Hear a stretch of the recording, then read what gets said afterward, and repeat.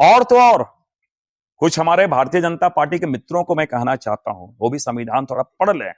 थोड़ी सी भी अगर उनमें लज्जा या शर्म बाकी है तो इस बात को ना बोले। मैं उनको चैलेंज के साथ उनको एक बात बताना चाहता हूं। उन्होंने बड़े जोशो खरोश से ये मुगल सराय का नाम उन्होंने क्या किया, पंडित दीनदयाल नगर। क्यों? वो क्या हमारे भाई अस्मिता से जुड़ा हुआ है, पहचान से जुड़ा हुआ है। बंबई का नाम मुंबई हुआ कि नहीं? मद्रास का नाम चेन्नई हुआ कि नहीं? कलकत्ता का नाम कोलकाता हुआ कि नहीं? तो ये कहीं ना कहीं आइडेंटिफिकेशन है, पहचान की बात है। एक मैंने कहा कि हम लोकतंत्र में विश्वास करते हैं, प्रजातंत्र में विश्वास करते हैं और संविधान में विश्वास करते हैं। जिस संविधान का वो हवाला देते हैं कि नहीं ये 1932 का खतियान संविधान विरोधी है, तो मैं स्पष्ट कर दूं, इस संविधान का हाईएस्ट इंटरप्रेटर सुप्रीम कोर्ट होता है। किरायादार बहुसंख्यक हो, मजबूत हो, बाहुबली हो, किरायादार मकान मालिक नहीं हो सकता। ऐसा हम नहीं कर रहे हैं, ऐसा कर रहे हैं सुखदेव भगत जी, लोहरदगा के पूर्व विधायक हैं, कांग्रेस के नेता हैं और फिलहाल रांची राजधानी के प्रेस क्लब में एक प्रेस कॉन्फ्रेंस आयोजित किए हैं खतियान के समर्थन में, जो राज्य सरकार ने 1932 खतियान को जो 14 सितंबर को कैबिनेट से मंजूरी दे दी, उसके समर्थन में आए हैं और प्रेस कॉन्फ्रेंस कर रहे हैं। और ये बातें उनकी हैं, किसको किराएदार कह रहे हैं भैया? मैं इसलिए इस बात को कर रहा हूं कि लगातार कुछ बातें सुनने को आई। मैं अलग प्रेस के माध्यम से, मीडिया के माध्यम से, कि ये 1932 के खतियान की जो बातें हैं वो संविधान विरोधी हैं, हम इतने करोड़ हैं, कितने लाख हैं, इस प्रकार की जो बातें आई है। मैं थोड़ा एक बात मैं बता दूं कि भारत देश में निश्चित रूप से यहाँ का सब नागरिक है, लेकिन जब देश में, इस झारखंड राज्य में जब झारखंड बना, उससे पहले से मैं थोड़ा बात में कर रहा हूं कि झारखंड क्यों बना, उसके उन ऐतिहासिक परिप्रेक्ष्य में जाना होगा। एक कि झारखंड क्यों बना, क्या कारण झारखंड बनने के, क्या कारण। एक दूसरी बात, मैं इसलिए इस बात को कह रहा हूं कि ईश्वर ने बहुत मुक्त हाथों से झारखंड को बनाया है।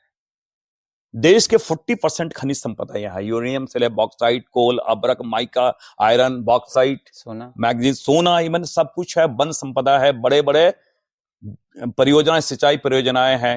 मेरे पास पूरी वो सूची भी है, आप जितने देख सकते हैं। मैंने इस बातों को इसलिए कहा, देखिए एक चीज मैं बता रहा हूं, ये देख लीजिए सामने है। तो मैंने ये बात कही कि जब ये इतने लाखों एकड़ राज्य के नहीं देश के विकास में जो अधिग्रहण की गई है इन काल कारखानों से, तो लोग विस्थापित हुए।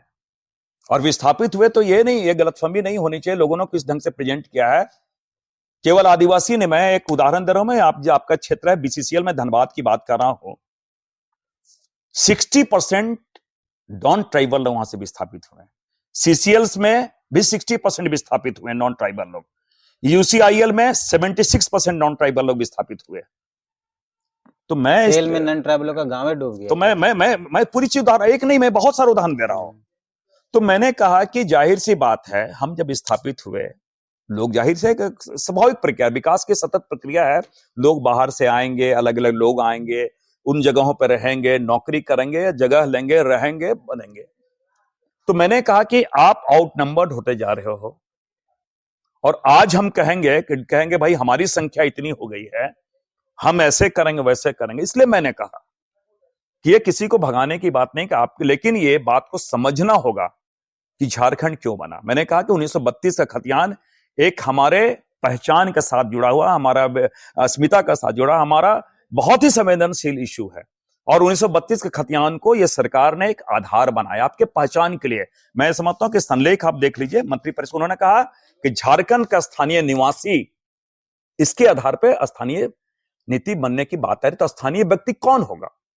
और मैंने इसलिए इस चीजों को कहा। दूसरी बात एक चीज को समझना होगा, मैंने कहा कि हम लोकतंत्र में विश्वास करते हैं, प्रजातंत्र में विश्वास करते हैं और संविधान में विश्वास करते हैं।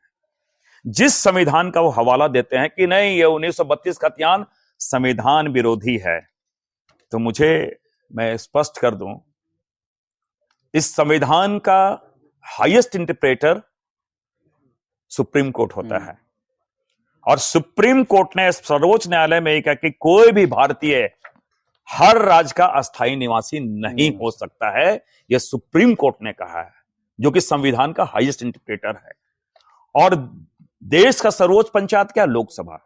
और लोकसभा सचिवालय नई दिल्ली से प्रकाशित समाचार मंजूषा के जनवरी 2002 के अंक 1 का पेज नंबर 8 में ये सारे डिटेल्स आप पढ़ भी सकते हो। लोकसभा ये प्रकाशित हो, मैं नहीं बोल रहा हूं।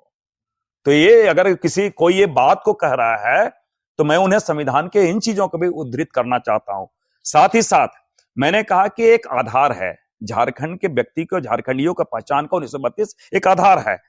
अगर ये आधार हर के होता है, केंद्र सरकार ने भी देश के आजादी के बाद 1956 में स्टेट रीऑर्गेनाइजेशन कमेटी के माध्यम से उन्होंने लिंग्विस्टिक आधार पे, भाषाई आधार पे राज्यों का पुनर्गठन किया।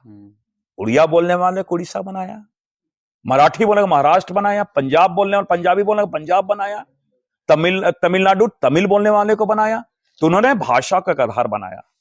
अगर हमारे हेमंत सोरेन जी के नेतृत्व में जेएमएम कांग्रेस राजद की सरकार ने, मंत्रिपरिषद ने एक आधार लिया 1932 को, तो इसमें गलत क्या है? कैसे असंवैधानिक हो गया भाई?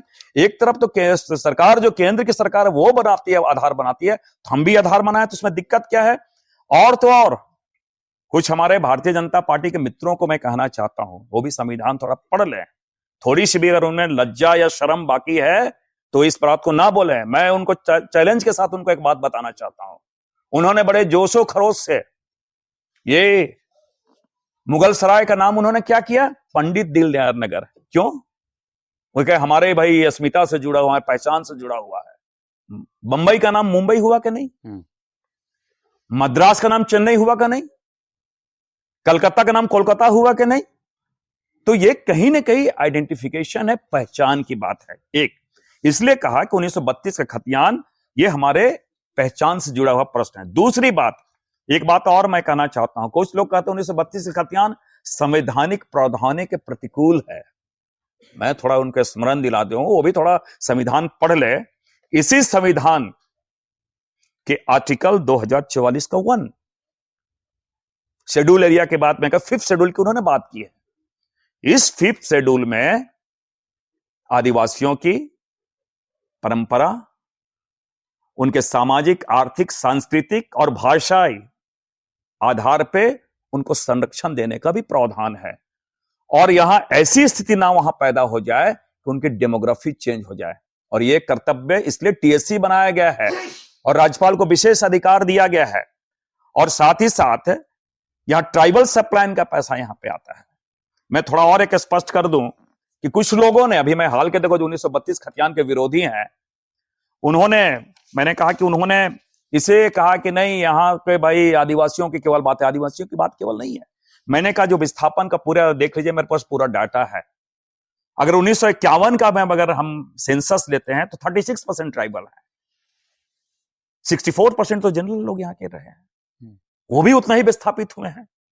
तो ये कहने की बातें, ये समझने की बातें हैं। और मैं समझता हूं उनके साथ अन्याय हुआ है और न्याय देने की बातें आ रही हैं, तो उन्हें ही अन्याय साबित करने का कुछ प्रयास किया, इसलिए मैंने किराएदार की बातें कही हैं।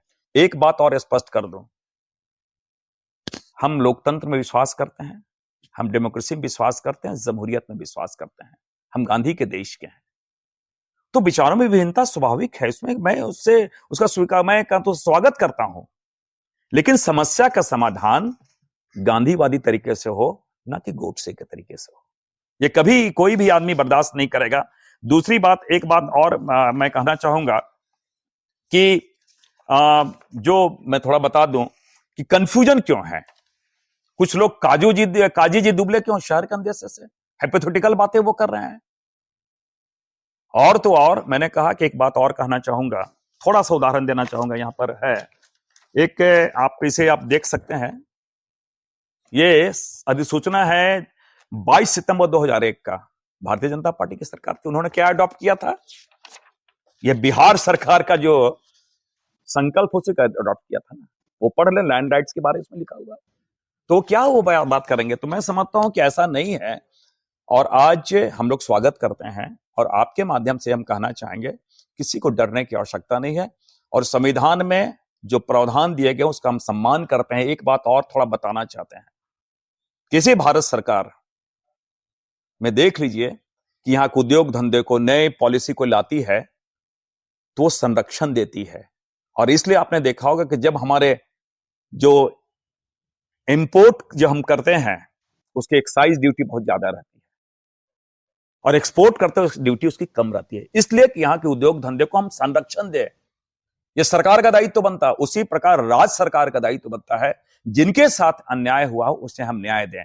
और ये मैंने कहा कि ये आप समय मत देखो किसने क्या किया नहीं किया, वो छिद्रान्वेषी प्रवृत्ति है, फॉल्ट फाइंडर जिसे कहा जाए, कि गलतियां केवल ढूंढने की। अब गलतियां मत ढूंढो ना, आप उसे सपोर्ट करो, समर्थन करो। और मैं स्पष्ट कहना चाहूंगा कि हम लोग 1932 खतियान जो मंत्री परिषद ने निर्णय किया है, ये हमारे पहचान के साथ है, जुड़ा हुआ प्रश्न है, संवेदनशील मुद्दा है, भावनात्मक मुद्दा है।